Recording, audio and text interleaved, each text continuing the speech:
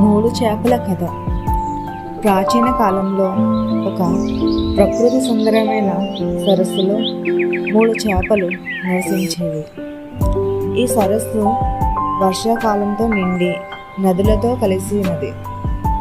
చుట్టూ పచ్చటి చెట్లు, హాయిగా గాలులు వీచే ప్రకృతి అందాలు, సరస్సులో అనేక చేపలు, ఇతర జీవులు ఉండేవి.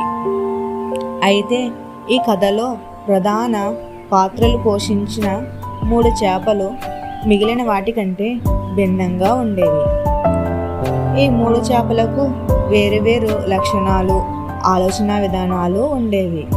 తెలివైన చేప. ఈ చేప చాలా తెలివైనది. ఏదైనా సమస్య ముందుగా ఊహించి దానికి సరైన పరిష్కారం కనిపెట్టే గుణం కలిగి ఉండేది. అది ముందుగా ప్రమాదాలను పసిగట్టగలదని ఇతర చేపలు భావించేవి. సగం తెలివైన చేప.